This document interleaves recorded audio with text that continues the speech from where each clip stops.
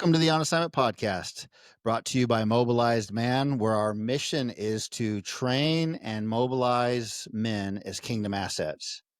And what is a kingdom asset, you ask? Well, it is a man who is actively and intentionally pursuing the assignment of God on his life. And that's what we're all about, is really helping men identify the assignment of God on their life and equipping them to be the man that God made them to be. And so my name's John Harvey. I am joined by my co-host, Will Derlick. Will, how you doing? Good, John. How are you? I'm doing great. Yeah, we're coming off of a Father's Day weekend. How'd your weekend go? Oh, it was amazing. We went down to Bend. Central Oregon? Yep. Got off work Saturday morning at 7 a.m., packed up the fam, and then went to Bend, about 3 hours away from here. And yeah, the weather was great. It was sunny.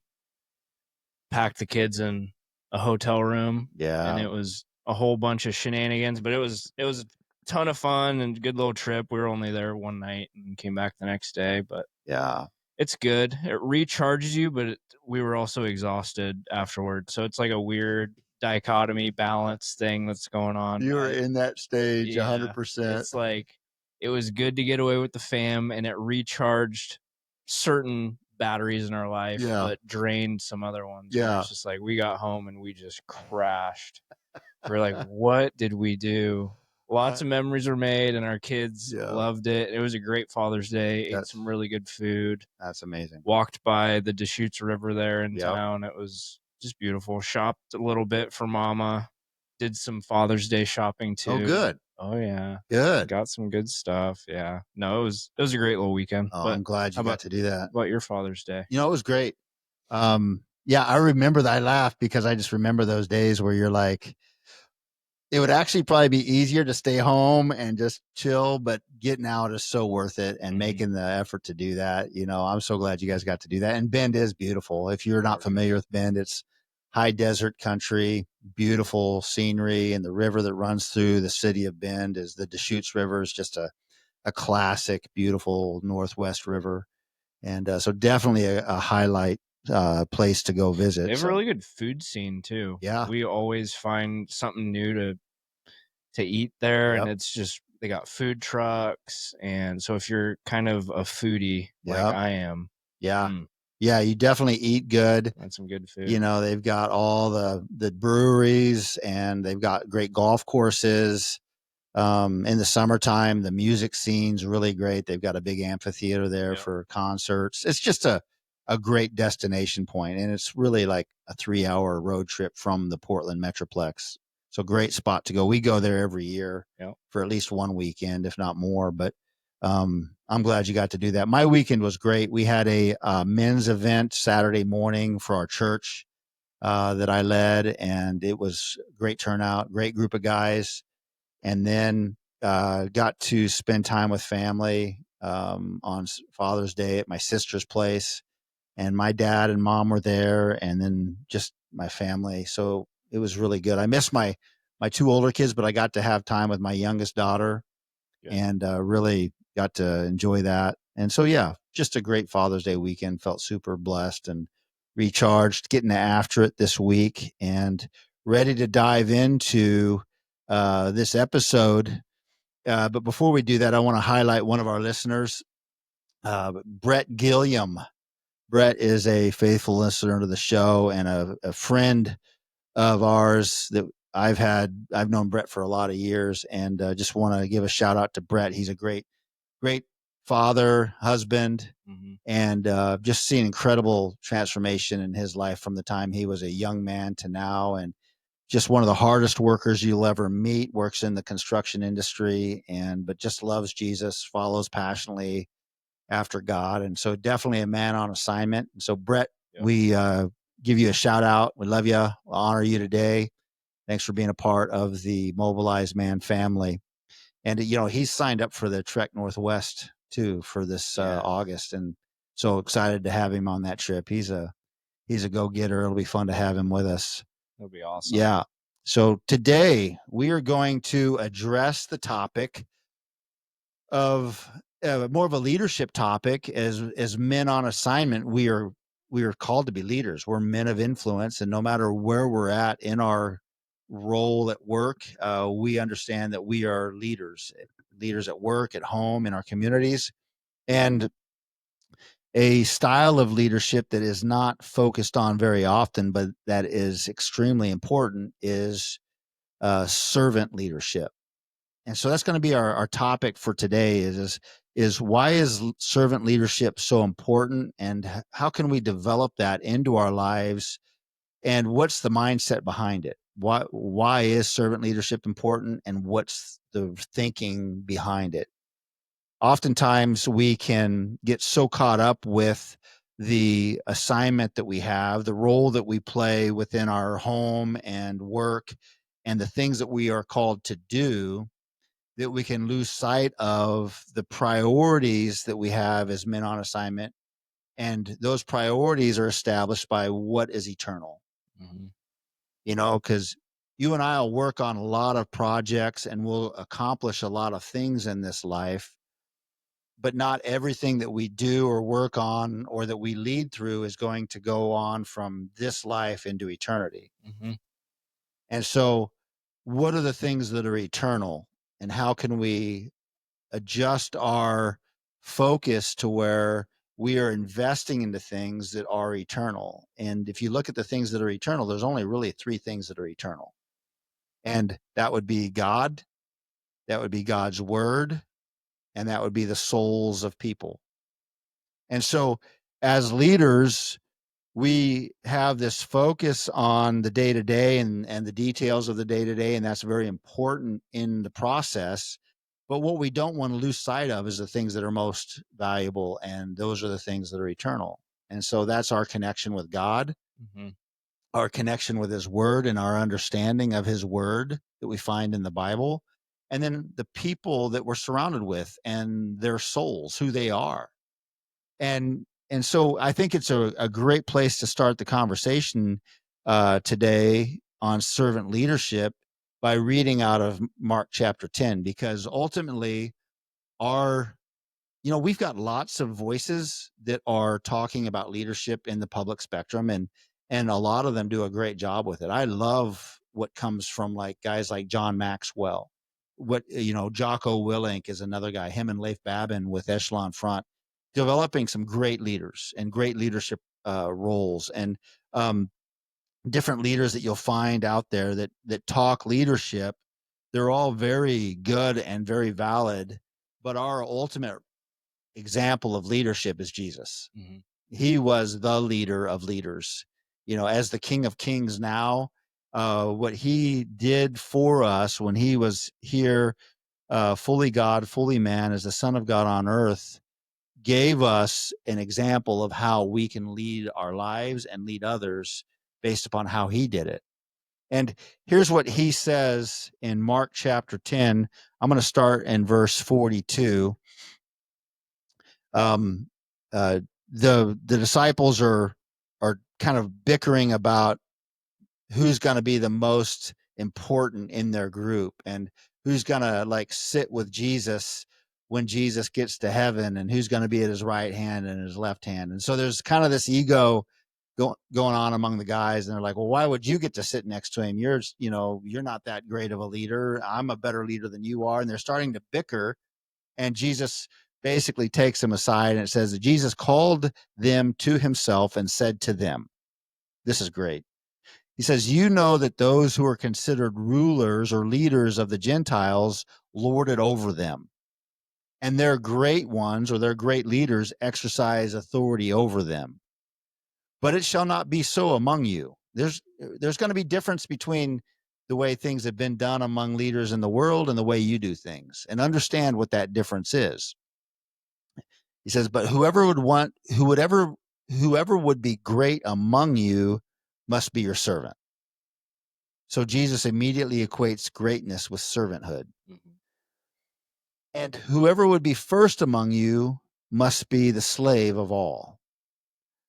For even the Son of Man came not to be served, but to serve, and to give his life as a ransom for many. And so Jesus, in these verses in Mark chapter 10, basically turns leadership on its head and says, hey, in the kingdom, it's kingdom assets. you're going to lead differently than the way the people around you lead. And that's going to be based upon a servant leadership. Yeah. And if you want to be great, you're going to have to be the servant. If you're going to be first, you're going to have to be last. And even Jesus, in the scripture verses he says, I didn't come to be served, but I came to serve and to lay my life down. So he sets the tone for his disciples right then and there. It's an ego check. Absolutely. And so in light of what we read about Jesus talking about there, and understanding the fact that Jesus was such a revolutionary. He just took religion and upended it. He took relationship with God and upended it. And he did this in every area of his leadership and in his ministry and his message. And so it was no different with leadership. And so as we start the conversation off, what would be some of the things that you see about the way leaders lead in the world and what Jesus calls servant leadership? What are some of the contrasts there that come to mind as we start this conversation off? And I think you just named one of the things. It's like there's certain leaders who are ego driven, and Jesus is like, nope, that's not going to work. So do you have any experiences or any thoughts on what that contrast would be between a worldly leader and a servant leader? Yeah, I think as men, we've all experienced bosses in leadership positions, and the ones that we perform the best for exemplify servant leadership. Yeah. They're the ones that we want to follow. And so it's leading from the front, putting your ego aside, and the humility aspect of this is huge. Mm. And it's doing things to serve your people, the customers, the company, and to put that first, not yourself. Mm-hmm. And so servant leaders, they're not doing things for their own glory, their own benefit, but the benefit of their people, their customers, their company. And they remove themselves out of it, and that's just putting their ego behind. Isn't that true? Yeah. And so I think that's the real difference between servant leadership and the leadership that Jesus has given us an example for, and some examples of the difference between that and examples of bad leadership that we may see in the world is that whole humility and ego aspect Yeah. of leadership, Yeah. and who we find ourselves wanting to follow Yeah. and wanting to follow their footsteps, but also wanting to perform for. Mm-hmm. And when you have the bad leader, there could be resentment there. You're doing it for not the right motives. You're doing it to check boxes rather than to serve. Did you ever see the series Band of Brothers? Yeah. You know, that's right up there with one of my favorite Yeah. all-time series. And the character that just makes such an impact on that series was Captain Dick Winters. Mm-hmm. And they contrast so many different leaders in that series, but his leadership always rose above and stood out from everyone else's, and the way he was able to lead E Company and have their loyalty, and never led from the position of a title or a uh, a level in the hierarchy, but always had the hearts of his men. Yep. And it just, when you're talking, it just reminded me of the way he led was one of, like there was these times where they were running this hill called Currahee during their physical training, even before they were in a wartime, a combat situation. He would get up the hill first, and then he would let the guys pass him and encourage them. Hey, good job. He would be there encouraging guys as they were trying to get up to the top of the hill. Mm-hmm. And then he was checking on guys' feet and making sure that their feet weren't too blistered, and that he would actually take and care for the guys' feet and help them pull their boots off and patch them up and get their blisters taken care of. And he's doing all of these things that, most guys would be like so worried about just recovering from that type of a run that the last thing they would have on their mind is another person's feet. Yep. But the feet were so important because they were putting so many miles in their training, and he understood that. And it was never about himself or his own ego, but it was always about the men that he was leading. Well, yeah, to go into a battle or to go into a job with that type of leader, Mm-hmm. those men will do anything Yeah. to win. Yep. Absolutely anything. When you know that your leader is that dialed, Mm-hmm. can perform the job, Mm-hmm.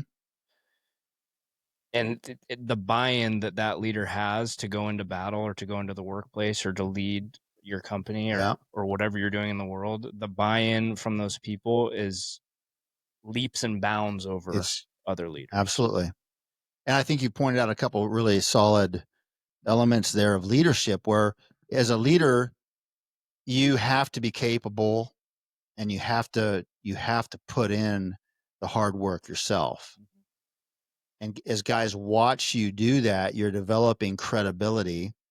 And that credibility piece then gives you an opening into these guys' lives to where the words you say, the way you take care of them will endear them to yourself when you treat them well. Yep. And that's really this place of like of where servant leadership really starts is people are watching you and the way you lead, and they're watching how hard you work, and that without any words spoken, that will cause buy-in from the men around you, from the people around you on your team. And this could be at work, it could be at a volunteer team on your church, at your church, it could be at home. And so the way we live our lives, the way we pursue hard work, which we just talked about in our last episode, that pursuit of hard work and being a hard worker builds credibility. Yep. To where you're not just coming to someone and asking them to buy into your leadership because you have a position or a title. He Captain Winters never came and said, "Hey, I'm the captain, and so I expect you and demand you to give me respect." It's always something that's earned. Yep.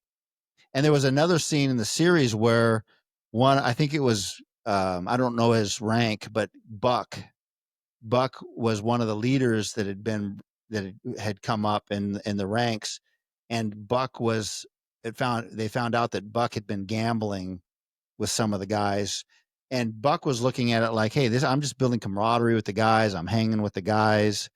And so he didn't understand why he was being rebuked by Captain Winters for doing that. And Captain Winters said something that it was really interesting. He says, "Buck, never put yourself in a position to where any of your men ever owe you anything."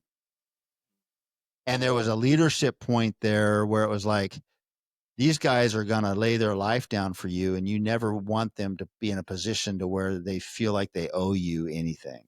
Yeah. And it was such a profound leadership statement and principle where you never want your guys to start thinking that, oh, we owe the boss time or we owe the boss effort. You never want it to come from a position of debt to you, but you always want it to come from a position of we want to willingly give this, like Because you've done so much for us. Yeah, We yeah, want, and that's the position that we should approach our relationship with Jesus. yeah, That's so good. yeah. And that's exactly right. Yeah. It's when you look at the way Jesus lived his life and the way that he laid his life down and the work that he did on the cross, Yep. and the fact that he did that for you before you were even like worthy of any of that, and he just took it all. It's like, oh, I can follow Yep. Jesus, Yep. and I'm willing to lay my entire life down. And the most telling evidence of that is the men that he called to follow him and the men that immediately left everything to go follow Jesus. Almost every one of those guys, to a man, laid their life down for Jesus, even after Jesus had ascended into heaven. They had seen how Jesus led and lived, and they saw Jesus give his life on the cross, and they saw the power of the resurrection and the miracle of the resurrection of Jesus, and they're like, "There's no going back." And they all, almost to the man, laid their life down and were martyred as followers of Jesus. And that tells you so much about Jesus and who he was as a man and a leader, and the Son of God. And so we want to be those types of men in our homes, in our workplace, that where we say, Jesus, as imperfect as we are, we want to follow in your footsteps how you led. And Jesus said, I did not come to be served, but I came to serve. Yep. And so there's so much packed into that statement that we can really apply to our lives and our leadership that will help us be the most effective, best leaders wherever we're on assignment. Yep. And so I think that's one of the main reasons why servant leadership is so important, is because it reflects the leadership style of Jesus. It's how he led. And you touched on this, but carry this into all areas of your life, because I've seen leaders who are extraordinary leaders in the workplace, but they lack in other areas. Mm. And so as kingdom assets, we want to be men. We've talked about just multifaceted men in the past, but that's what we're after. Is don't just practice this in one portion of your life. Yeah. Like, servant leadership is something you can apply to your workplace, Mm-hmm. your marriage, your parenting, your friends, how you carry yourself with your family, Mm-hmm. and being an example of servant leadership. We can even, like, for our parents, sometimes like we just need to be that example. Yeah. So That's a great don't just point. hone it in on one aspect of your life, or think just because you're a really good leader at work, then that's where it ends. Yeah, that's a solid point, because it's like we have a tendency to think, oh, well, if I approach leadership from this angle and it gives me an advantage, well, then maybe there'll be promotion and better pay. And so I'm going to leverage this style of leadership for my own good and my own growth. Well, you've already kind of set yourself apart from being a servant leader and shown that you're not a servant leader. And not that we're pointing the finger and blaming anybody, because that's a natural tendency for us as men to want to leverage things to our own advantage. But the whole point of servant leadership is that this isn't about a bigger paycheck. It's not about you. It's not about promotion. Yeah. It's not about me. It's about the people around me. It's about those things that are eternal. And it will more than likely lead to those things. Yeah. Servant leadership. Your team will perform better, Mm-hmm. which will lead to better results, which will lead to promotion, Yep. more than likely. But that is not the root cause of why you are doing this. And that's the counterintuitive part of this whole thing, the dichotomy of it, right? Yeah. Where it's like, if I'm a servant leader on the job and I lay my life down and try to serve the people around me and make it about them and not myself, and the mission and not myself, we're going to succeed and thrive. But I also want to take that same thing and be, man, I want to lead my marriage as a servant leader. How can I lay my life down for my wife? In fact, that's what scripture says husbands are supposed to do. We're supposed to love our wives like Jesus loved the church, and he gave himself for her. And so when we try to lead our marriages from a position of, well, I'm the man of the house, and I'm going to be served at home, and my wife's going to take care of me. No, you're already setting yourself up for failure, because it's like, no, we're called to lay our lives down and to serve in the home. And that's the same with our parenting, laying our lives down for our kids and serving our kids. It's the same in our relationships. It is a difficult style of leadership to apply to your life, because ultimately you're putting yourself behind everyone else as you lead from the front. And one of the best marriage advices that I've gotten, that I have to remind myself often, is you should, as a spouse, you should be trying to outserve the other spouse. Yeah. And that just constantly leads to just this lifestyle of serving each other. How can I outserve you? Yeah. And it's not, I mean, that sounds like a competition, but it's just like that is how we should be approaching our spouses. How can I serve you to my absolute fullest capacity today Yeah. with It every decision that you're doing? And if the other spouse is doing the same thing, it's just like that is, we've seen leaps and bounds in our marriage just in applying that so good. philosophy. Yeah. And it's counterintuitive. Hmm. And that's the thing with Jesus's message is completely counter to what the world's philosophy is. Yep. He says, if you really want to find life, you've got to lose your life. And until we fully lose our life, we can't fully find life. Yep. And so there's this surrender piece to where it's like, okay, I'm going to lay down my will, my dreams, my ambitions, and I'm going to surrender those to God in such a way to where I'm laying everything down that I want in order to pursue him, but that's where I'm going to really find life Yep. and the abundant life. That doesn't make sense. Well, try it. Yep. How how fulfilling and how abundant is your life when you pursue yourself first? Mm-mm. It doesn't turn out that way. No. And so his way is always counterintuitive, but it's the same in leadership to where it's like, hey, if I'm going to be a great leader, I need to be willing to put other people before me and pursue the people and the mission before myself as I lead from the front, though. Yep. And so there's this beautiful reflection of Jesus's leadership that we can look at how he led and then lead like Jesus. And as that when we do that, we're becoming servant leaders. Yes.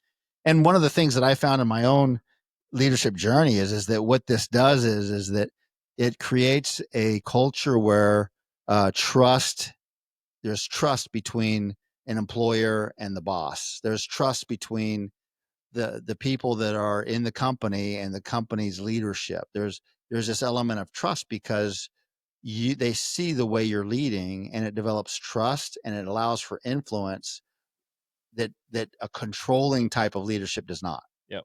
If I'm trying to control you as an employee and control the way you perform and control the way you produce, and it's all about production and it's all about the numbers and I'm trying to control those things, it doesn't lead to trust and influence. You're not going to trust me any more than than you can throw me, really. Essentially, you're going to appreciate the paycheck, but you're going to be working for a paycheck.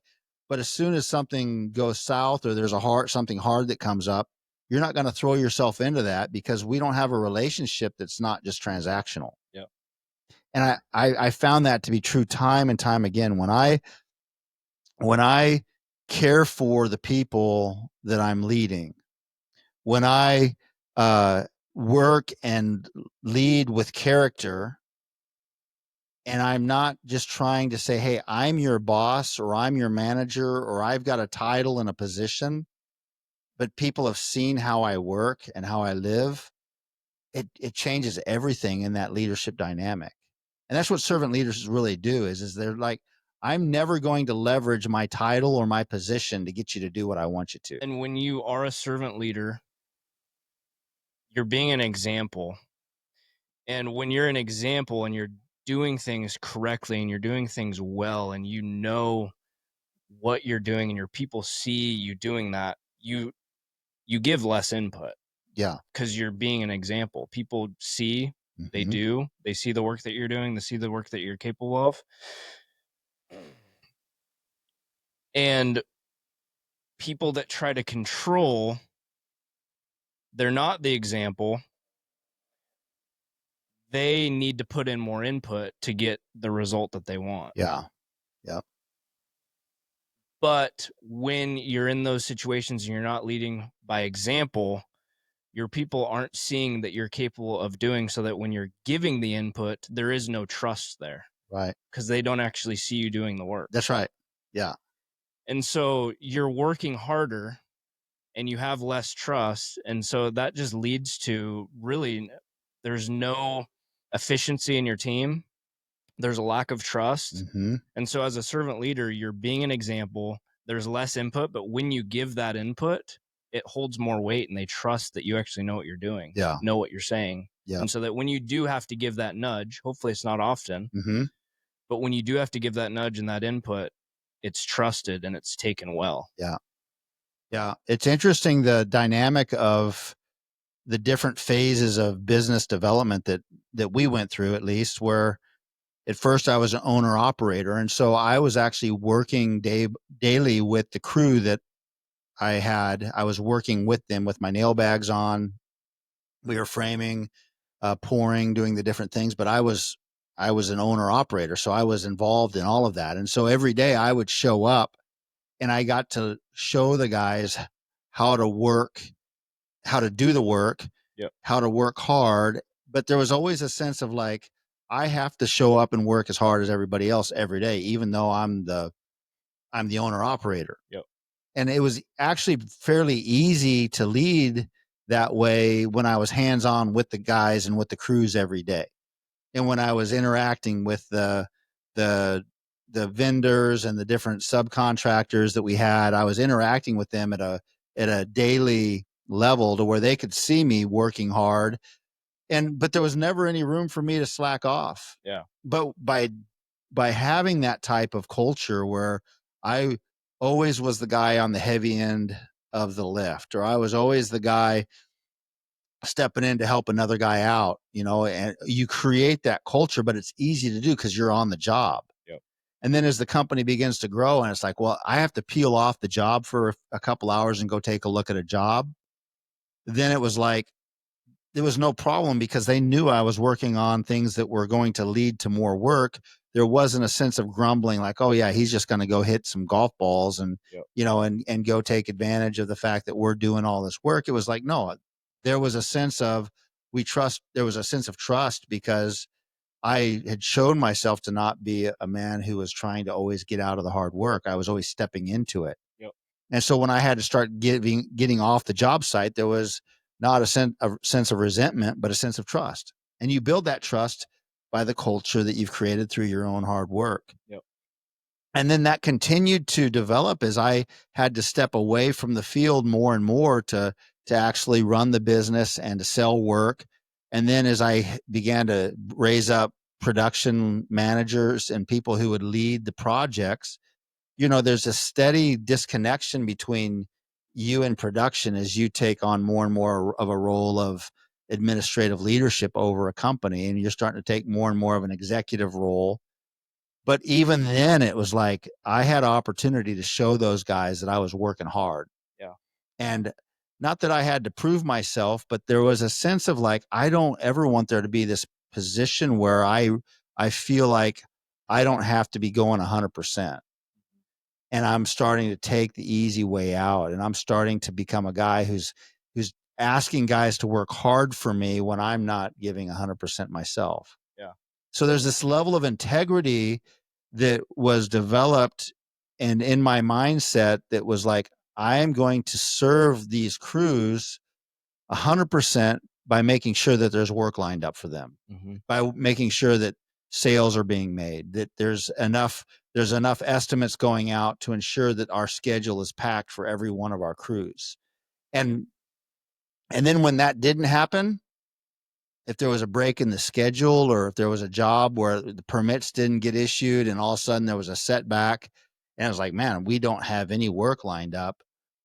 It was always a place where I felt comfortable going right to the crews and messaging them or talking with the leads or my production guys. And then they would talk to the crews and say, hey, just so you know, work for next week has fallen through, but John is at work trying to rectify that right now. And he's on the phone trying to line up work so we don't miss many days. Yep. And in that type of culture where I have been working hard and they see the work that I put into the process of lining up work, there's not a sense of like the crews getting upset and angry. Yeah, of course they want to get their time in every week and be able to have full paychecks.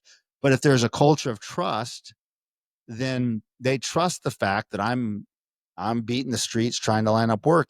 And a good percentage of the time, the Lord would open the door for some kind of a job to come in because I'm texting every one of our customers and saying like, hey, you know what? We've got a little opening in the schedule next week. Do you have anything we can help you with? We'd love to serve you. Yeah. And ultimately, a lot of times I would get guys, yeah, I've got a small project we were planning on doing in house, but you know what? If you're available, we'd love to have you come in and do it for us because we've got other things we could do. And it was like, Sweet. thank you, Lord. You know, He would always provide, and so the crews knew that I was working hard, and there was that culture of trust and that place where I was actually concerned and caring about the guys more than my own comfort, more than my ability to take an afternoon off and go do something else or do something different. It was more like, no, I have to lead from the front and show them that no matter what role or position you have in the company, first of all, there's nothing below you that you can't do, Yep.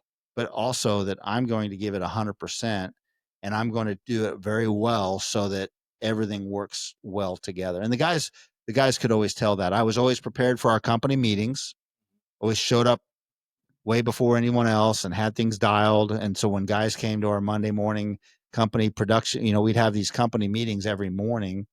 You know, the safety lesson was in place. The topic of the meeting was in place. Any of the details that had to be taken care of administratively were ready to go, and they could just tell that things were run well. Yeah. And that was all an indicator of, hey, the guys in the office are working hard and they're keeping things rolling so that we can do what we do without having to worry. Yeah, and you built that culture over Yeah. time, so you didn't have to be putting on the nail bags every single day, but you built that culture to Yeah. where you knew if you worked for John Harvey Construction, work was being done and it was being done hard. You Mm-hmm. weren't out playing golf. Yep. Your project managers weren't out playing golf. Your hierarchy or your leadership structure was solid, and each level of that had that culture embodied to Mm-hmm. where the guy on the bottom never thought that you were slacking. Right. So Yeah. that's pretty important. And how, I mean, how do you embody servant leadership and create that leadership structure to where you have that culture from top down? Yeah. It's a it's a process of consistently caring for the people that work with you. Yep. Which And is what the souls of the people, which is, that's the souls of the people. yep. To where it's like you are more than just a number. You are more than just a transaction. You are more than just a guy who comes and moves so much lumber every day and is able to generate a certain amount of revenue every month for our company. Yeah. And when, you know, I know that companies can get to this size to where you feel like it becomes impersonal and transactional, but good leaders build cultures that are not transactional. Yeah, I think that's really my question because I know you had a large number of employees and it would be easy to not have the culture that you had. Yeah, as we grew, we were never a huge company, but as we grew, it was always very important to me that I treated my direct reports in such a way to where they understood clearly how they were to treat their direct reports. And it trickles down. It trickles down. It's not a top down deal, it's a bottom up. When you're a servant leader, you're at the bottom Yeah. and you're trying to carry burdens for the company that relieve other people from the burdens that, you know, it's like I don't need my production managers to be worrying about certain things that I can take care of. Yeah. And so but I'm caring for the people that work for our company. And you do get to a size where it's like I can't take every single employee out to lunch every month. But you know, I learned an important leadership principle from a guy. I think it was either Craig Rochelle or Andy Stanley. I forget. I want to say it was Andy Stanley in one of his leadership teachings that I heard a long time ago. To where to build that culture that you do for one what you can't do for everyone. And so looking for opportunities to bless a single employee or to do something out of the norm for a single employee, you do that consistently enough through time and everyone at some point gets impacted by it. But you can't take every employee out every week but try and grab one employee and say, hey, you know what, Friday, let's grab lunch, That's good. or it's like once a month, you're like, hey, why don't you take a couple hours off at the end of the day on Friday and go be with your family? I know you've been pushing hard, but you do something special for those employees. And it builds this culture of like, wow, where he cares for me more than just what I can do at work. Yeah. Or we'd have And what's the long lasting impact of that? the lasting impact is that I had more guys get emotional and tear up Yeah. when they left the company for whatever reason, because they had opportunity elsewhere, or they thought that they were supposed to take another job or whatever, which would happen on occasion. But I had more guys get emotional and tear up and be like, I've never worked for anybody like John Harvey Construction. Wow. And they were like, Yeah, they remember that. they were marked by the way they were treated and the way they were cared for. And in the blue collar world, a lot of times there's this element where the leadership style in construction can be like, I use this analogy through the years to kind of help me frame the way that we trained our leaders. And it was look at two different types of leadership styles. And the one style is like a rancher and one style is like a shepherd. And the servant leadership style is like a shepherd. We lead from the front. The sheep know your voice. They watch you and they follow you because you care for them and you lead them to good places and you protect them from things that would want to come and harm them. They trust you. And there's a trust. Yeah. And then you've got another style of leadership, which is more like a cowboy or a rancher, where you are driving the cattle from behind and you're just pushing and you're just trying to get from point A to point B. And it becomes very transactional. And there's certain elements to where, people could say that an analogy breaks down at certain points, but that's the culture though that would try to build, would be a servant leadership based upon that shepherd analogy. Yeah, the image that comes to mind is force. Mm-hmm. Yeah. Like Yeah. one party is being forced into this certain area, Mm-hmm. and the other is being led. Yeah. Back to the, Captain Winters, who eventually became a major. Those guys would run into artillery. They would run into life-threatening situations under his leadership, knowing that the entire time that he's asking them to do that he wishes that he was right there with them, but he can no longer be with them because he has more of a leadership role. But they were willing to do whatever he asked them to do because they trusted him and that he cared for them, and they knew that. Yeah. And so you're exactly right. There's this element to where we're not trying to control and force people to do things, but we're learning as leaders to develop relationships with the people around us that allow them to know how much you care for them, that it's more about just a transaction. They're more than a number, but you care about them and their soul. Yeah. And it can be something as simple as like, man, hey, John, how's your family doing? I heard that your wife was sick for a couple days. Is she doing better? But you're paying attention to the little details. Like, hey, how's your back feeling? I know it was getting sore at the end of last week. Were you able to get that treated and you feeling better? To where you're on the job site, you don't have time to chat with every guy on the crew, but there's certain guys that you connect with that doing it for one, and next week I'll connect with another guy and I'm paying attention to like, okay, oh, he got a new truck. Hey, how you like that new truck? Pretty sweet ride, huh? You're engaging with people at a level to where they feel seen and they feel like you are interested in their Yeah, life. you're actually a person. Yeah, Not just a barking box. that's right.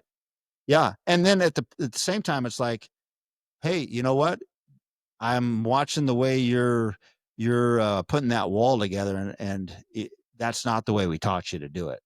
Let me remind you of the way to do that.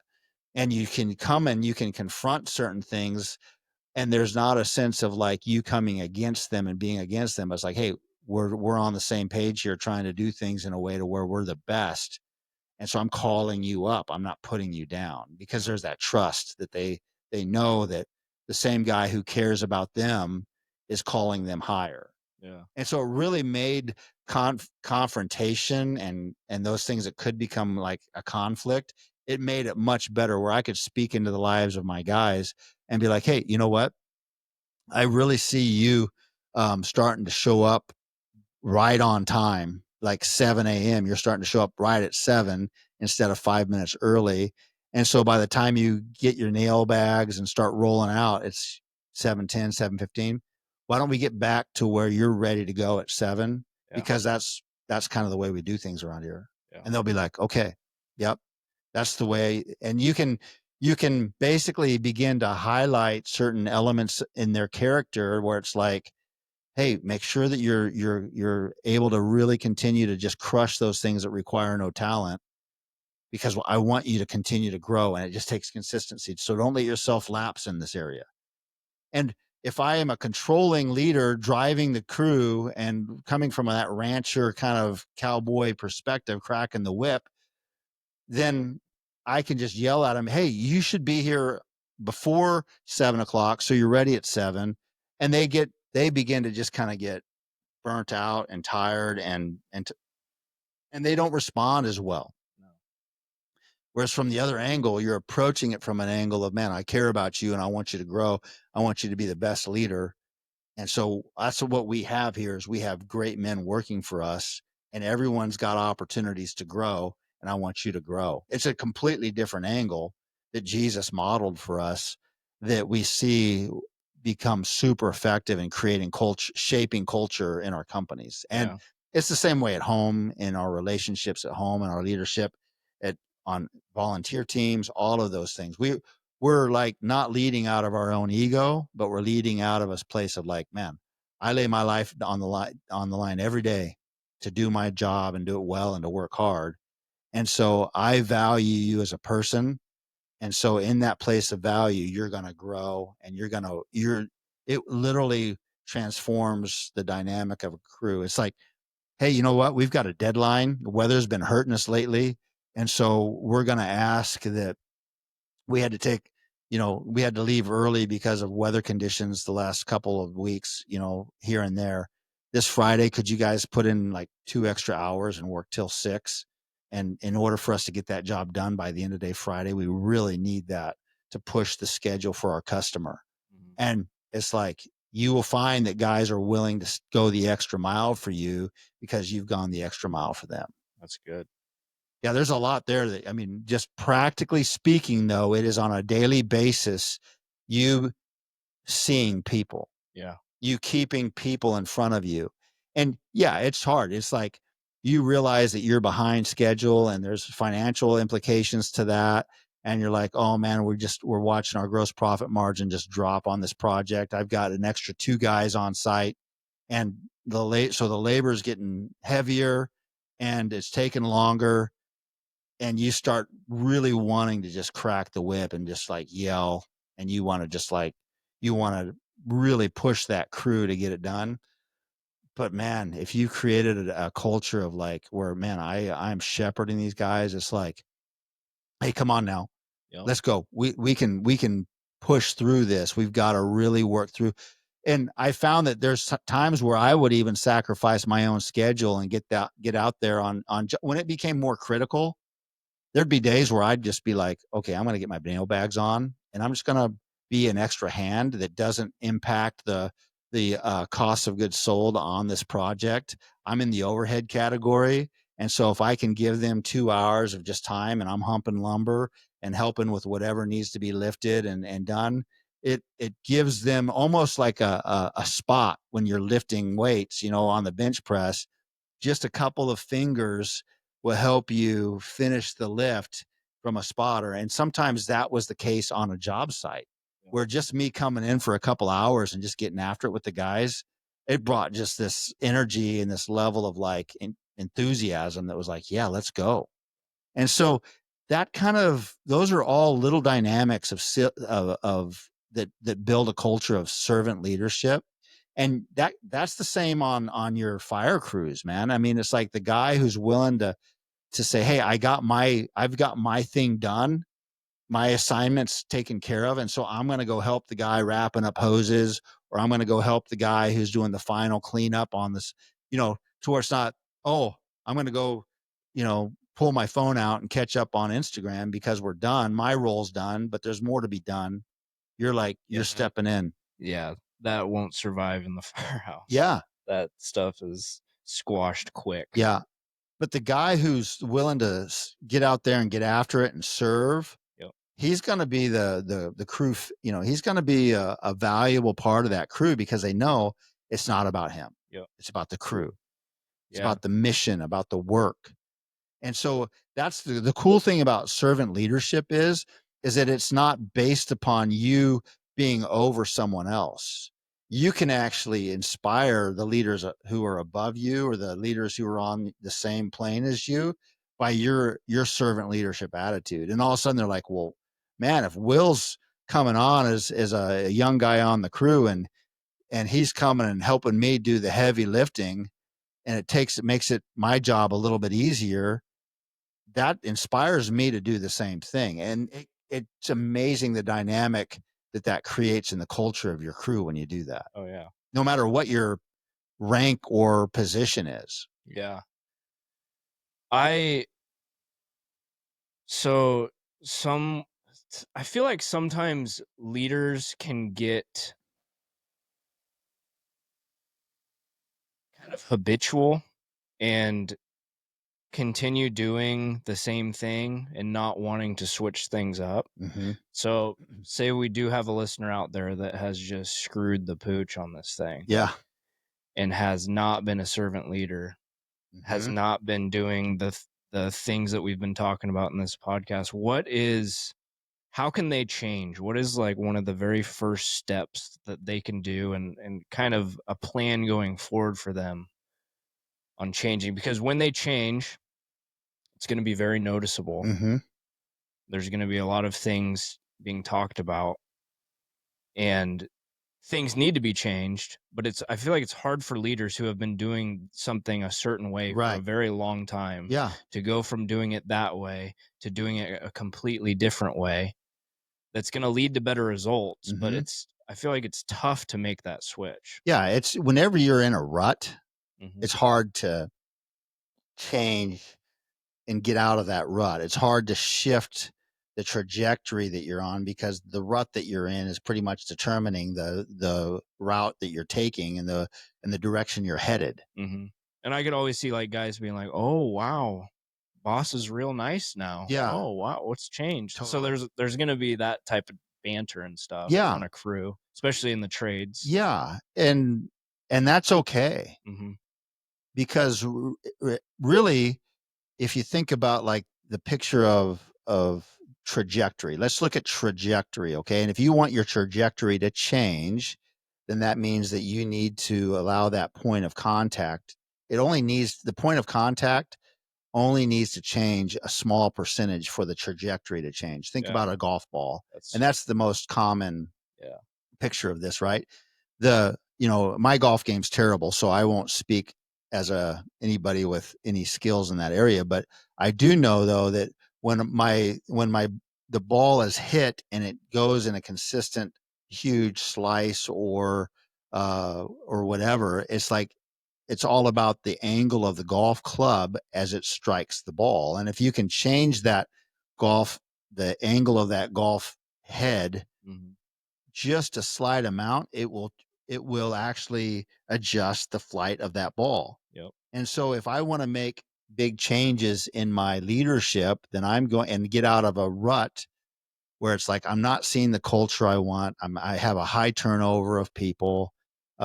People are not happy working for our company or for my crew, and I just feel like I'm spinning my wheels trying to be productive. Then it's time to change the trajectory of your leadership, and that requires small adjustments most of the time. Yeah. If you're capable and you know what you're doing and you're able to understand what is it the tasks that are at hand, and then you're able to troubleshoot, then you've got what you need uh, in the actual element of doing the work itself. it's more of the mindset and your leadership that needs to be adjusted to see changes in the crew's output Yeah. or your people or your team's output. And so I would say that for me, one of the big little adjustments that I would make in my mindset was how I viewed people. Mhm. Because what's really hard in leadership is that you end up feeling like you're the pooper scooper at the end of an elephant parade most days. You're having to pick up the just the all of the garbage and all of the leftover results of your people's failures throughout the course of the day as a leader, because you ultimately have responsibility for it. And so you get the call, like, I just use a few examples. It's like you get the call that uh, Mike took your brand new, Ram 4500 work truck and backed it into a brand new BMW on a tight job site. And so you're getting a call from the customer that you're working for, and you're getting a call from the homeowner, and they're all enraged because of this situation. And then you get a call from Mike, your employee, and he's like, I never saw it, I'm sorry, and you got boom, the next thing you know, you're upset with Mike, and you're like, bro, you're just a lousy, driver, and we've got you've been driving for so long, and you just wrecked a 45 brand new truck, and you wrecked a customer's car. And there's all of these elements that begin to take you and give you a skewed vision of who Mike is. Start seeing dollar signs. You start seeing dollar signs, you're frustrated, you're angry, your customer's angry with you. And so you get enough of those calls at the end of a day, you start getting a little bit of PTSD when it comes to your phone ringing, because you're like, oh, okay, Can't be the good. the what hit the fan again. And Yeah. literally there'd be days where it'd be like I'd get photos of our company vehicles. Uh uh my phone number was on our company vehicles Hmm. and our email, and I'd either get photos texted to me or emails from bicyclists in Portland who felt like they almost got ran over by our company rigs. And so I'm having to respond to these types of things and talk, and so there's that element where you're just dealing with all of the challenges and the difficulties that just come from dealing with people. Yeah. And there's a verse in the Bible that says, in Proverbs, it talks about how where there are no oxen, the manger is clean. But with the strength of an oxen comes much strength. Yeah.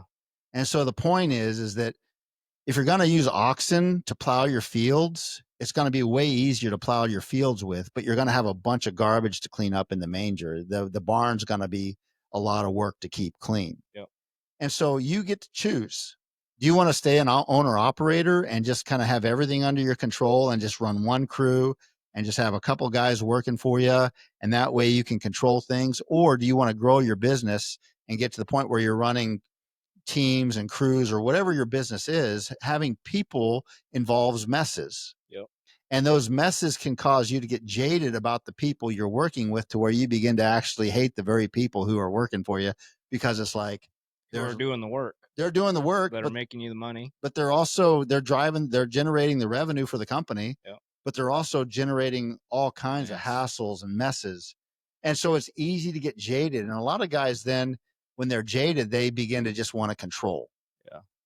And so I say all of that because the thing that you can adjust is begin to change the filter through which you're looking at your people through, and understand that, yeah, they're going to make mistakes. Yeah, they're going to cost you money at some times. There's times when it's going to affect your GPM. There's going to be times where it just really impacts the company itself. But you can't begin to look at your employees through that lens very long, or you're going to begin to hate people. Yeah. And so I had to consistently pull back and detach and be like, okay, did Mike make a mistake by driving into backing into a brand new BMW on the job site. Yeah. Did he make a mistake? Yeah. So ultimately, who's responsible for that mistake? Well, I'm the one ultimately who's responsible for that.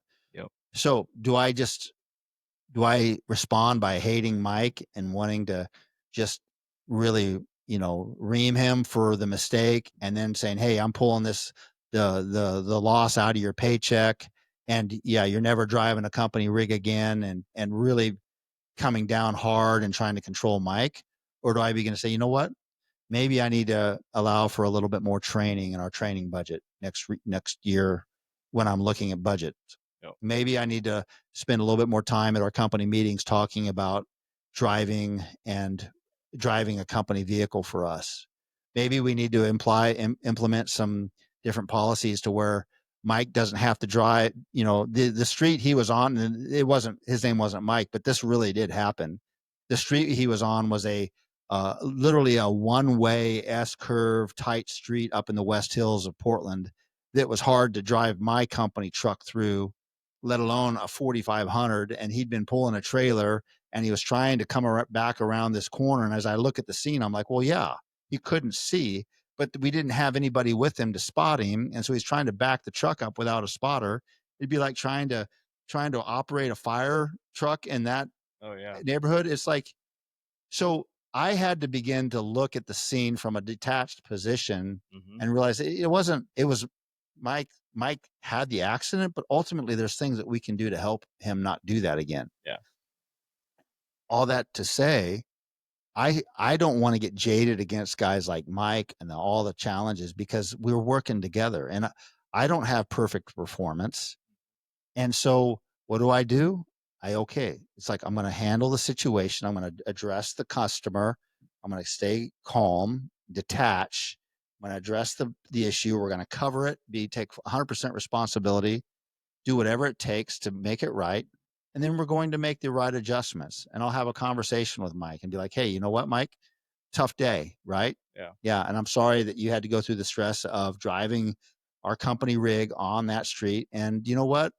I I think that we should have probably had you with another guy so that he could spot for you because you're having to back in and out of this job site. You didn't see the car there. So, you know what? Continue to be careful, continue to grow, but we're not trying to hold this against you because it was an accident. I know you didn't do it on purpose. But you know what? We do need you to be careful because as a driver, you're on our insurance, and if you have too many of these accidents, then they're going to want to take you off our policy." Yeah.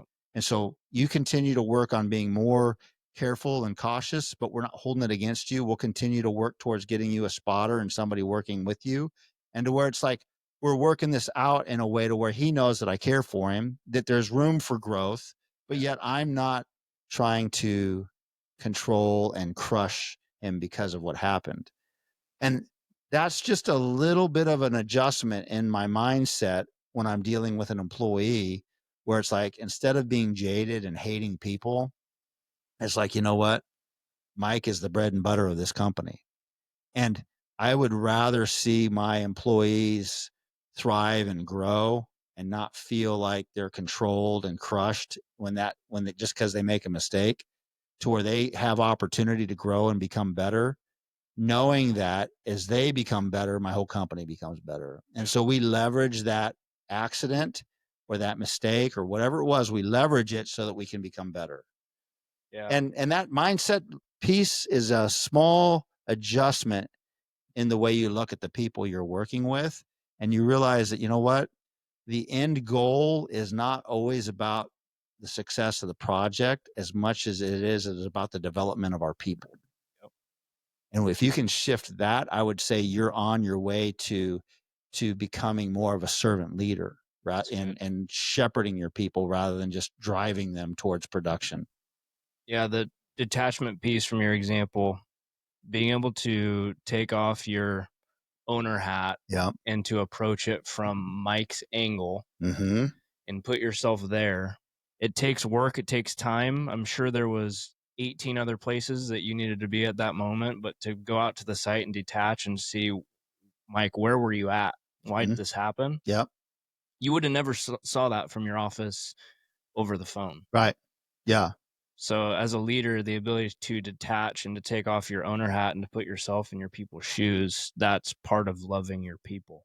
It really is. And to be honest, there's a sense of like there as when you're getting the phone calls from the contractor that we were a specialty contractor working for a general contractor. Yeah. And so you have the general contractor plus you have the homeowner who knows who we've been communicating with because we're on their property. And so you have this situation to where I feel bombarded Mhm. from a general contractor who's upset, a homeowner who's upset, and my what I want to say is well, call the general contractor. Don't call me about this. I don't direct report to you as the homeowner. I direct report to the GC. But I can't do that because then that reflects badly on my relationship with the GC. And then I'm inundated with calls from the GC, the homeowner, and Mike. Yeah. While And all the other stuff well, that you do, everything else is going on, and there's a level of frustration, but there's also a level of embarrassment because it's like, oh, this doesn't reflect well on us. well, your name's on the door. Yeah, the company name is on the vehicle, it's on the project, it's on everything. Yeah. And there really is an element to where if I respond with ego and with pride, and I'm like, you know, I want to just take out my anger on someone, and that person, the recipient of that's going to be Mike. That's not a healthy way for me to respond as a leader. And so, I can tell our customer, the GC, be like, well, we'll get it handled and he's going to pay the price.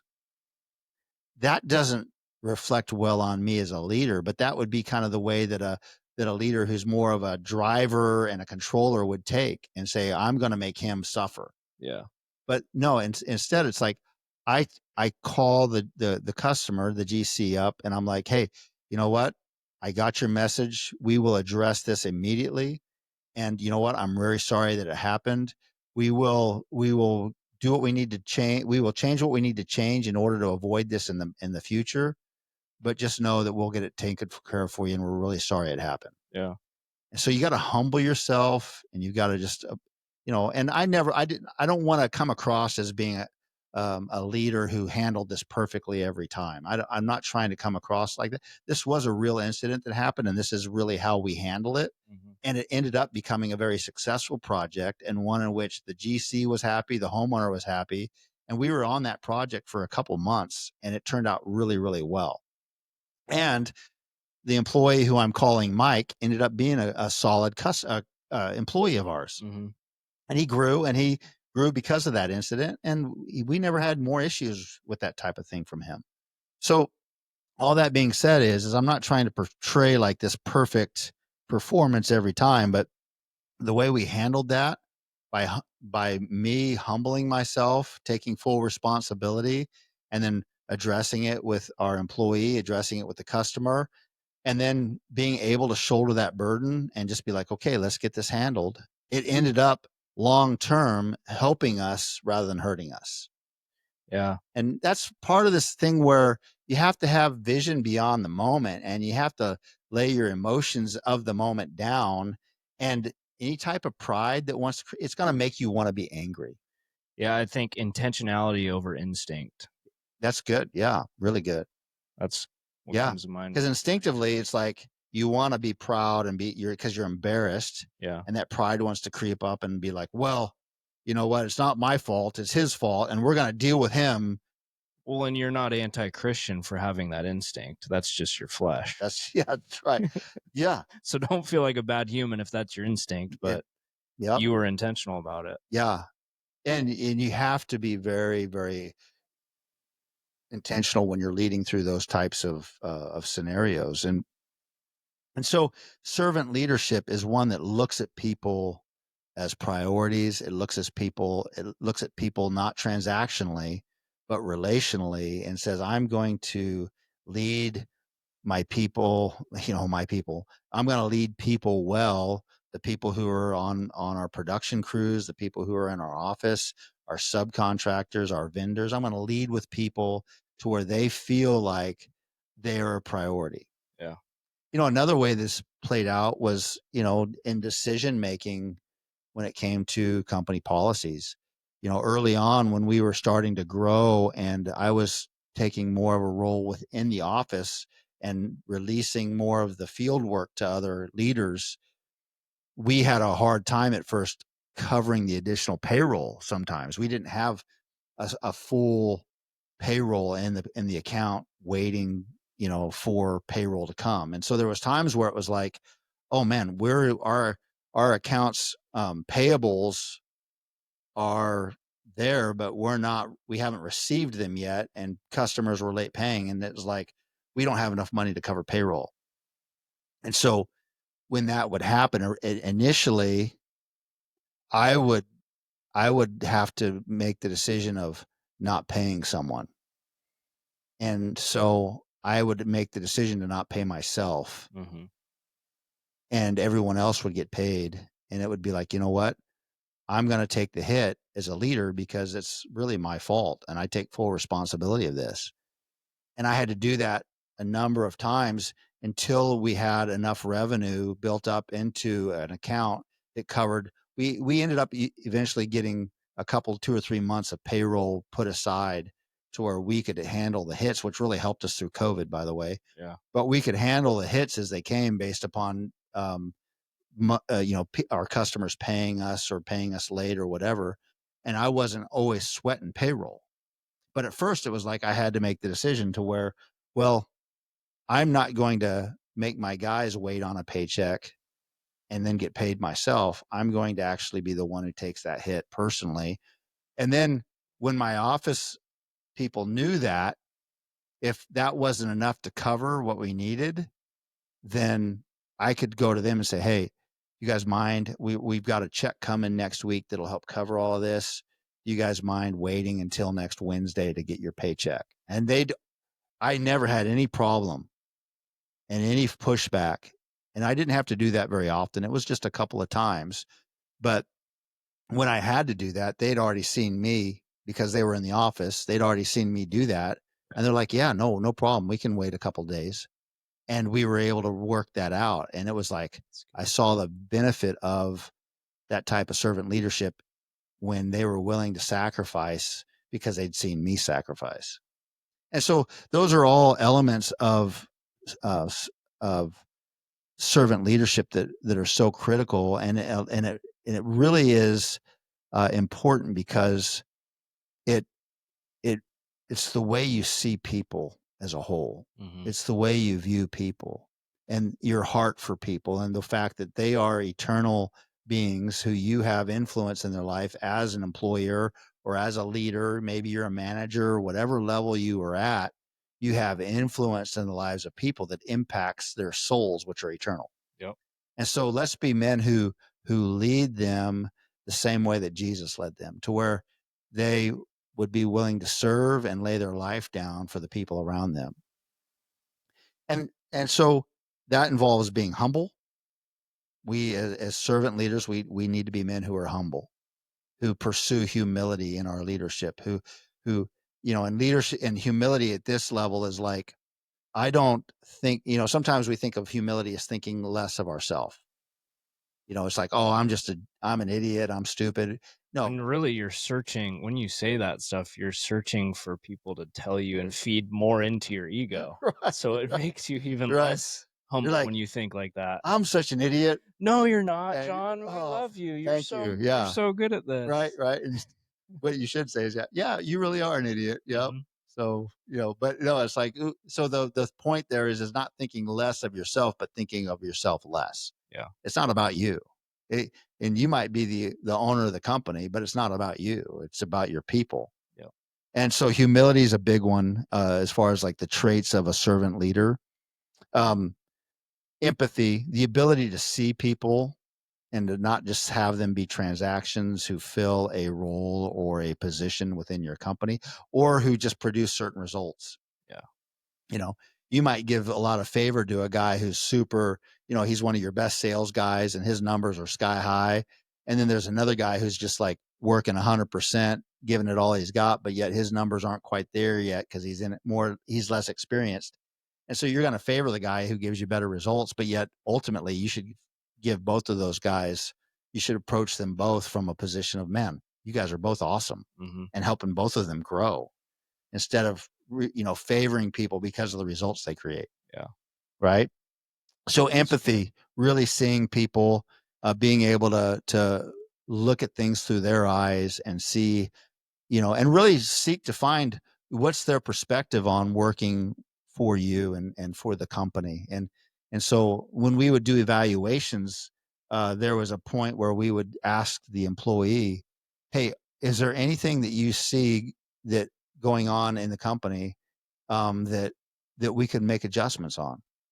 Because it's easy for us to get tunnel vision, see things a certain way, but we need to get that outside perspective of like, yeah, you know what? It seems like you're, um, whatever it would be. Um, what would be a good one? Like, the way that you communicate schedule to us seems like it could be improved. Mm. Like, there's a lot of days when I don't find out until that same morning that we don't we don't have work Yeah. or whatever, whatever the example would be. There are certain things where it's like, oh, well, that's good perspective. That helps me see things that I can talk to somebody about making adjustments on. So That's good. having that empathy, um, being able to really understand the vision of what you're doing and what you're about and inspiring people to to move in that direction with you. Yeah. When you're a servant leader, you're able then to say, "Hey, this is the vision, this is where we're going, follow me." Yeah. Whereas if you're just driving guys and they're just a transaction who are supposed to get results, you're not putting any vision in front of them at all. You're just driving them forward and they don't know where you're going or where you're headed. But if you have a clear vision, and that was always a really important part of our company meetings, that we would try and put vision in front of the guys and say, "Hey, you know what? We've been working towards really improving in the area of the quality on the job on the product that we create. And so part of what we're going to do is we're going to put better tools in your hands so that you can actually be more effective at producing a higher quality product." And so how are those tools work? So you'd put a vision for like, we're going to improve the quality of our product, which Yep. is, let's say, our framing crews. It's like, we're going to frame the best custom house that we possibly can. And so how are the tools that we've given you helping? Yep. Or is there room for improvement? But you have a clear goal and a clear vision. And guys, when they're part of that, they're like, okay, well, that means that the different cuts that I make matter. Mm. And so I don't want to have a shoddy looking, product by the fact that, whoever's cutting the plywood looks like he's, you know, cross-eyed or blind or whatever. His cuts are terrible, but it's like, no, I want to make every cut a quality cut. Yeah. And I know you can see that in the firehouse as well, where it's like you're trying to have a vision of, hey, we're going to be the best crew out there, and Mm. this is what we need to do that. So let's lead in such a way to where everyone's on board. Yeah, and it gives everyone the opportunity to have input, Yeah. which is huge. Mm-hmm. Because when someone, like for the tool example that you just gave, when someone gave input on a certain tool and Mm-hmm. then they see it on the job site, Yeah. they take like pride and ownership in making that decision and Yeah. they get to see the results. And that just produces buy-in from them to just continuing to just inspires them. Right. Yeah. And that's where, the vision piece is where guys can take pride in what they're doing. Like a healthy, solid pride and like, man, we are the best fire team, you know, because we stay in shape. We're committed to our conditioning, Yeah. to where we are dialed in our approach to a call. It's like we know that we can be ready and out the door in such and such an amount of time. And then the different types of scenes that we might come up on, everyone knows what their role is, but there's a sense of pride in like, yeah, we are pursuing excellence because of the vision that we have to do that. Exactly. And there's things that we can do as leaders that help, with that too. It's like, are there competitions that we can put into place, or certain things that we can do to help guys like, hey, we're going to be the best team, and do allow, there would be opportunity for us to highlight a crew and be like, man, these guys killed the Johnson job. They just crushed it. Like, they got in and got out, and look at the plans. Look at the roof on this thing and how cut up it was. And they got that whole roof done in 7 days. We had 9 days estimated. They got it done in 7 days. And so, you know what? Great job, crew. You guys are killing it. And so That's good. you're you're highlighting wins and Yep. celebrating victories and all of those types of things. And basically you're trying to create a culture where the vision is excellence, and you're growing and getting better. And being a servant leader, you should instill vision for your people too, like, and inspire them to have a vision for themselves in the company as Yeah. well, and Yep. who you want them to inspire to be. Hmm. And that Yeah. just promotes movement forward Yeah. into, you should have a vision for, you know what, I want to be in this position Right. by this amount of time, and I'm going to do X, Y, and Z to get there. Yeah.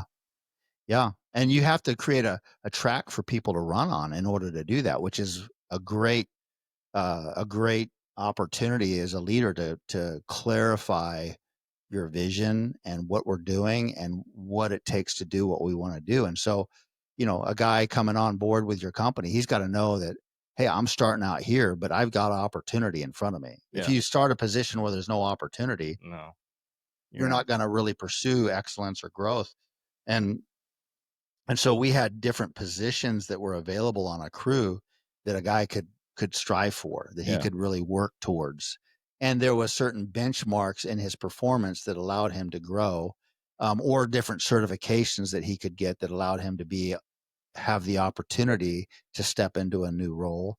And so you try and keep it as streamlined. And I would tend to go more like, we're going to track. I would tend to get more complex, and I'd have my people, my friends in the company be like, hey, that sounds like that's a pretty complex system there. Why don't we just make it to where a guy gets good with a certain role and he's able to move forward, and we're just paying attention to that instead of it being a check boxes. And I would put these systems in place that were like, no one's going to do that, John, because I was just I'm a very calculated kind of systems guy. And they're like, Is it analytical? oh, it's like, and the lead guys would be like, wait, so you want me to track every guy on the crew in all of these different areas so that we can tell them that they're able to move from one position to the other? They're like, no, we'll know. Mm-hmm. We'll know. And I'm like, yeah, you're right. I got to trust you guys. And Trust your people. yeah. And so, but they'd give me a hard time because they'd be like, we're going to need like an extra half hour every day just to fill out these forms that you're putting on our vans and asking us to keep track of. They're like, we're here to work and lay out, and to get the layout done and make sure things are ready for the crew. We're not here to be like, tracking their capabilities with a framing nailer or whatever it is. We're here to just, let us pay attention. But Well, yeah, I had to learn to trust my you guys. gave your guys the opportunity for input. That's really good. Oh yeah. And I listened too, because That's I fantastic. deep in my heart, I knew that all those things, that my little pet projects I'd work on sometimes would be just kind of like, oh, that's going to be a burden. It was an idea, but it wasn't a good idea. And you have to learn when that is the case. That's But good. so vision, um, making hard decisions that serve others' best interests. We kind of talked about that. It's not based upon my own comfort. Yep. It's not based upon my own gain, but long term, it's about how can I allow the people around me to grow and succeed. Because if I provide opportunity for the people around me to grow and succeed, ultimately I grow and succeed. Yep. But so many times we want to hold on to my own my own comfort, my own growth, my own gain, and at the cost of people around us. But we don't understand that long term, we're not setting ourselves up for success. We're just setting ourselves up for high turnaround with the people around us. Yep. People are not, they're going to work with you for a year or two, and then they're going to be out of there. They're not going to hold your best interest in mind. And it's just going to backfire on you. Yeah, I feel like we should prepare our people to fill our role. And if we're doing that, Mm-hmm. they're getting better. Yeah. the company's getting better, your performance will go up. Yeah. And if you're not at a maxed out position or you're not the owner and there's room for growth in your own career, that will cause you to advance. Yeah. You don't got to be worried about you training someone up and they're going to steal your job or steal Yeah. the work, or you're going to go back to being a grunt and they're going to Mm-hmm. take your position. No. Yeah. You train a grunt to be a leader and to be able to fill your role, you will advance. Yeah. And it's so good. And we have a tendency to lead out of a tremendous insecurities. And that is not the way to lead. We are, like you said, we are fearful that someone else will come in and take what is ours, Mm-hmm. or do better than us, or get the position that we were hoping for. And ultimately, that's a fear-based mindset that's not trusting that ultimately it's God who's in control of all that anyway. Yeah. And I love what Jesus said. Jesus was like, hey, once I'm gone, it's going to actually open the doors for the people who follow me to do far greater things than I ever did. Jesus was all about, like, he knew, he's like, I'm working with these few disciples, but these few disciples are going to turn the Roman Empire upside down, and they are going to change the world. And so he wasn't worried about, you know, about the numbers. He wasn't worried about himself or people. He was all about, like, releasing people into what they were made to do and allowing them to thrive, knowing that ultimately he won. Yep. And that's the way we can look at servant leadership as well. And so in doing that, we empower other people. We give them responsibility and opportunity to grow. And we're not trying to just hoard control. And we're allowing the people around us to thrive. And when people around us are growing and have opportunity and working well and love their job, it can be a hard job. It can be a hard task, but they're on board because they're on board with you and your servant leadership. They've seen you do what you are asking them to do, and they're bought in. Yeah. And that's really what we want. Yep. We want to be with people who are bought in. And so for the listeners out there, man, let's be leaders like Jesus. Let's be leaders who are willing to serve the people around us, to put their interests first, and to really pursue their best interest and lay our own down. And as we do that, we will become servant leaders that actually long term see tremendous fruit and tremendous eternal, long lasting fruit from the relationships that we've built at work. Yeah.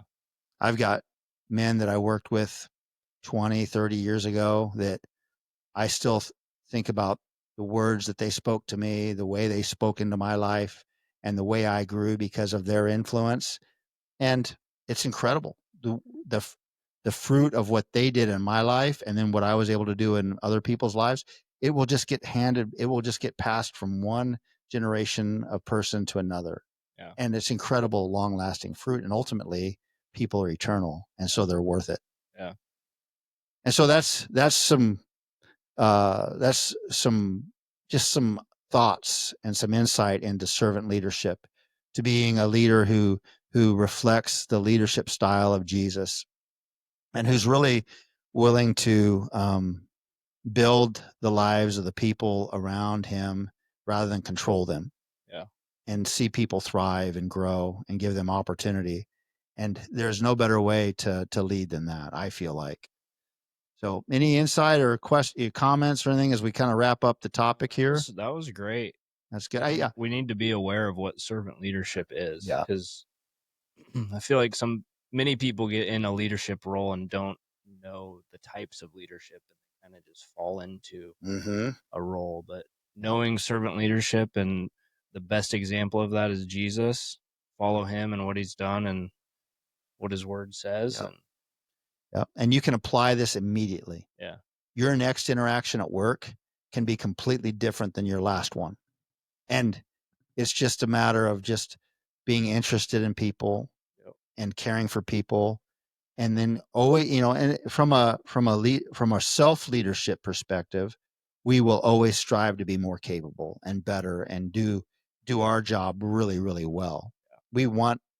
We want to get respect for the way we operate and the way we do things, but we don't ever want to demand respect but we want it just to flow because of the fact that we give it our all. Yep. And so we have to, like we talked about last week, it's like we want to be hard workers, but in that place of working really hard, we gain respect and credibility of the people around us so that we can be a servant leader and see them grow and thrive in this culture that is really an amazing opportunity for everyone to win and everyone to be blessed, not just one person. Amen. And so we'll wrap it up right there with that. We want to encourage all of our listeners out there to be a servant leader in your home, at work, in your community, where if you're a volunteer, wherever it is, and let's impact the lives of the people around us, because that's ultimately the assignment of God on our life. Amen. And so as Kingdom Assets, we want to pursue the people's lives around us and bless those lives and see those lives have every opportunity to grow and to thrive and to come to know Jesus in a very personal way. And this is a great way to do that in all of those different contexts. So grateful for you guys out there listening. We pray that you guys would have a tremendous opportunity to lead as a servant wherever you're at. And we'll wrap it up right there. And we don't have a lot of new announcements on the board. I think that our next event is going to be our Trek Northwest, August 1st through the 3rd. And there's still some spots available for that. So sign up on our website, mobilizedman.com, on the events page. If you are interested in getting more information, if you're interacting more with us, we send out a weekly dispatch called the Waypoints, and it's weekly guidance for life and leadership. And we send that out every Friday morning at 5:00 Pacific Standard Time. And it's just a great encouragement piece. It lets you know about the new episode that drops that day and any upcoming events. And we'll highlight a guy who's living his life on assignment sometimes, or we'll just have some different encouraging messages on there for you. But we're just trying to bring value to your life through your inbox. And so you can sign up for Waypoints on our website as well on the homepage. And with that being said, man, go out, be men who live their lives on assignment, and let's be the men that God called us to be. Yeah. All right. And so until next week, I want to encourage you to stay on the path.